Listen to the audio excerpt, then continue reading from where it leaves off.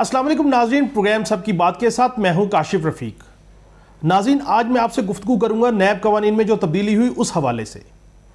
इससे कबल कि मैं अपनी गुफ्तगू का आगाज़ करूं और अपने मेहमान का तारुफ करवाऊं, मैं आपको ये बताता चलूं कि सदर पाकिस्तान डॉक्टर आरिफ अलवी ने नैब कवानीन में तरमीमी बिल 2022 बग़ैर दस्तखत के वापस कर दिया। उन्होंने रिजर्वेशन रखी और उनका ये कहना है कि इस बिल और इन कवानीन को अगर इम्प्लीमेंट किया गया तो वाइट कॉलर क्राइम में इजाफा होगा। ये बिल तकसीम है कमज़ोर और ताकतवर तबके के दरमियान, कि कमज़ोर को तो इंसाफ मिलता नहीं लेकिन ताकतवर को करप्शन के बाद तक़वियत मिलेगी। लिहाजा उन्होंने बग़ैर दस्तखत के गो कि ये बिल मुश्तरका इजलास में पास होने के बाद उनको भिजवाया गया, उसके बावजूद उन्होंने दस्तखत करने से इनकार कर दिया। लेकिन कानूनी तौर पर अगर 10 दिन के अंदर अंदर सदर पाकिस्तान जॉइंट सिटिंग से मंजूर किए हुए बिल को दस्तखत ना करें या मंजूर ना करें, उसकी इंप्लीमेंटेशन ऑटोमेटिकली 10 दिन के बाद हो जाती है। आज इन कवानीन का इतलाक होने जा रहा है। इसी तनाजुर में तहरीक इंसाफ ने योम सियाम मनाने का फैसला किया है।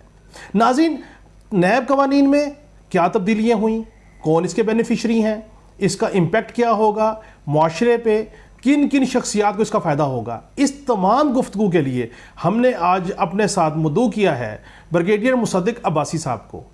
ब्रिगेडियर रिटायर्ड मुसद्दिक अब्बासी साहब मुशीर एहतसाब रहे हैं तहरीक इंसाफ की हुकूमत में। बहुत शुक्रिया अब्बासी साहब, आज आपने हमें टाइम दिया। भाई साहब, ये बताइएगा कि जो आज नैब के कवानीन में तब्दीली हुई है, आम फहम लोगों को ज़रा बताएं कि इस तब्दीली का मतलब क्या है और इसकी इम्प्लीमेंटेशन क्या होगी। बिस्मिल्लाहिर्रहमानिर्रहीम, थैंक यू वेरी मच। इसका बेसिक जो है इस लॉ को चेंज करने का, देखिए 1999 में आया था, उसके बाद 2002 में सुप्रीम कोर्ट ने इसको दोबारा लिखा था और रीवैलिडेट किया था। इसके अंदर 69 अमेंडमेंट्स की गई थी। इस लॉ के तहत तकरीबन 850 अरब रुपीस डूबे हुए हुकूमत पाकिस्तान के वो रिकवर किए गए और ये दुनिया में एक प्रूवन बेहतरीन लॉ है। हमने इसको 99 में प्रोमलगेट किया और यूके ने 2013 में अनएक्सप्लेन वेल्थ ऑर्डर प्रोमलगेट किया और उसके बाद स्विट्ज़रलैंड ने किया इलिसिट वेल्थ ऑर्डर। तो हम इसमें बहुत एडवांस जा रहे थे as far as white collar crime is concern. इनने अभी जो अमेंडमेंट की हैं वो इस तरह से किए हैं कि ये लॉ स्पेशल लॉ था, इसको उठा के जो CRPC 1898 का कानून है उससे भी नीचे ले गए। अभी आप देख ना, 1898 में तो बैलगाड़ी और गधा गाड़ी चलती थी, आज तो कॉन्कॉर्ड भी जो है ना वो ऑब्सलीट हो गया है। तो आपने 2022 में आके उस कानून को ले जाए 1890 पे लेके गए, आपने एक बहुत बड़ा जुल्म कर दिया इस मुल्क के साथ। अब भाई साहब ये बताइएगा कि बहुत तनकीद हो रही है कि नैब ने उस तरीके से रिकवरी नहीं की जिस तरीके से नैब को रिकवरी करनी चाहिए थी और जिस तरीके से उनको वसाइल दिए गए।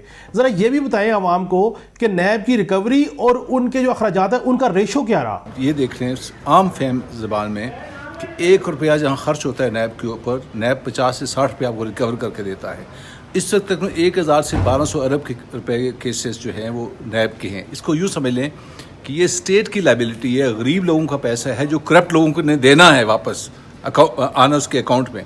तो इसको वेव ऑफ करना, किसके पास ये हक़ है? किसके पास हक़ है कि हुकूमत पाकिस्तान का या गरीब आवाम का पैसा या करप्शन का पैसा जो है वो कोई वेव ऑफ कर दे और वो कानून बना के, सेक्शन बना के?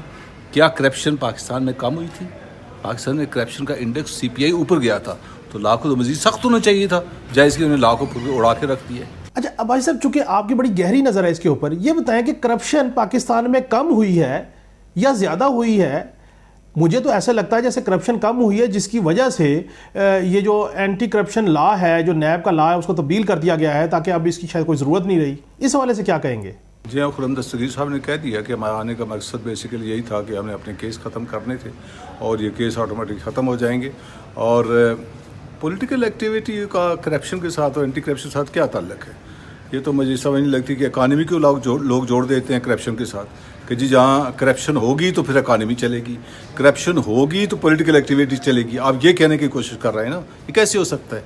एंटी करप्शन दुनिया में जहाँ बेहतर होती है वहाँ बिजनेसेस बेहतर होती हैं, जहाँ एंटी करप्शन बेहतर होती है अकाउंटेबिलिटी, इंटीग्रिटी एंड ट्रांसपेरेंसी, ये तो किसी भी डेमोक्रेटिक सिस्टम का हिस्सा होती हैं।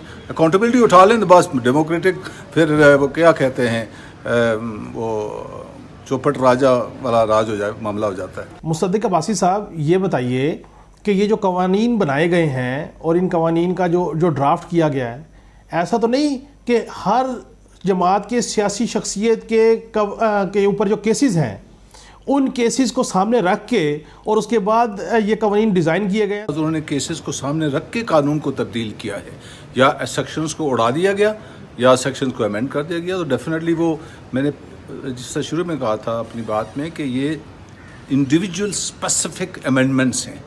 یہاں مجرم اپنا قاضی خود بن گیا ہے, اس نے خود قانون بنا لیا ہے جو کہ بیسک فنڈامنٹلس اصولوں کے خلاف ہے. برگیڈیئر صاحب یہ بتائیے, جب ان قوانین کا اطلاق ہو جائے گا تو اس میں ایک شک ہے کہ 6 ماہ تک اگر کوئی انکوائری کنکلوڈ نہیں ہوتی تو وہ انکوائری جو ہے وہ آٹومیٹلی بند ہو جائے گی.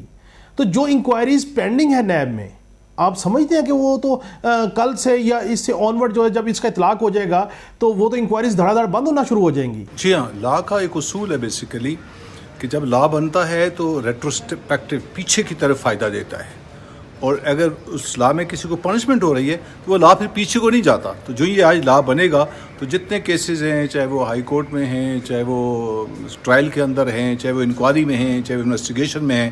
ابھی انکوائری میں انہوں نے کہہ دیا کہ 6 مہینے سے اوپر انکوائری نہیں ہوگی, تو جن انکوائری کا 6 مہینے سے اوپر عرصہ گزر چکا ہے نیب کو بند کرنی پڑیں گی.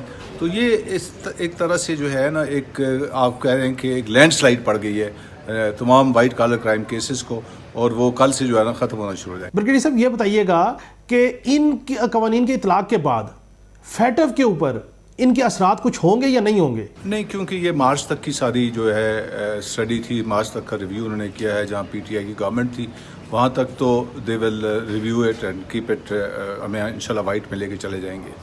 اس کے بعد اگر ہم وائٹ کالر کرائمز کو ہینڈل نہیں کر پاتے, منی لانڈرنگ کیسز کو ہم پنش نہیں کر پاتے, کیونکہ یہ قانون پنش نہیں کر پائے گا, تو ڈیفینیٹلی جب اگلا ریویو آئے گا تو ہو سکتا ہے ہم وائٹ سے واپس گرے میں چلے جائیں. بہت شکریہ بریگیڈیئر مصدق عباسی صاحب, آج سیر حاصل گفتگو آپ نے کی اور عوام کو پتہ لگ گیا کہ جو نیب کے قوانین تبدیل کیے گئے ہیں اس کے بینیفیشری کیا ہیں اور اس کے دور اثر نتائج کیا ہوں گے. ناظرین, آخر میں ایک اور امپورٹنٹ چیز آپ سے ڈسکس کرنا چاہتا ہوں اور وہ ہے فیٹف.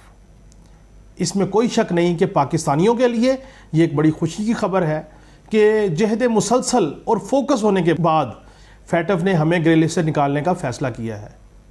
اس کا کریڈٹ سب سے زیادہ افواج پاکستان کو جاتا ہے, جنہوں نے مستقل مزاجی کے ساتھ تمام تنقید کے باوجود ان تمام شرائط کو پورا کیا اور اس کے لیے قانون سازی کی, ان قوانین کے لیے قانون سازی کی, اور اس میں تحریک انصاف نے بھی کردار ادا کیا, Noon League, People's Party, J U I F, Jamaat Islami, across the board تمام سیاسی لیڈرشپ, عسکری لیڈرشپ, یہ تمام کے تمام اس سٹیپ کے ہونے کے مبارکباد کے مستحق ہیں. کیونکہ اگر یہ تمام ایفرٹ یکسو ہو کے نہ ہوتی تو شاید فیٹف سے ہمیں اتنی بڑی خبر نہ آتی, کیونکہ بھارت اور ان کے الائز پوری کوشش میں تھے کہ پاکستان معاشی طور پہ سٹریس میں ہے تو کوشش کی جائے کہ وہ بلیک لسٹ میں ہو جائے تاکہ مزید فائنینشلی سٹریس ہمارے اوپر بڑھے. یہ ایک زندہ مثال ہے ملک کی سلامتی کے حوالے سے کہ جب مقتدر حلقے سیاسی اکابرین اکٹھے ہوتے ہیں تو بڑے سے بڑا ٹارگٹ اچیو کیا جا سکتا ہے.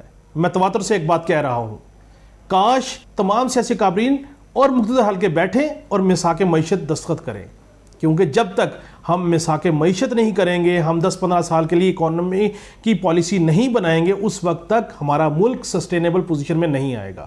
ناظرین, کل آپ سے ایک بہت ہی اہم گفتگو کے ساتھ حاضر ہوں گا, اس وقت تک کے لیے اللہ نگہبان.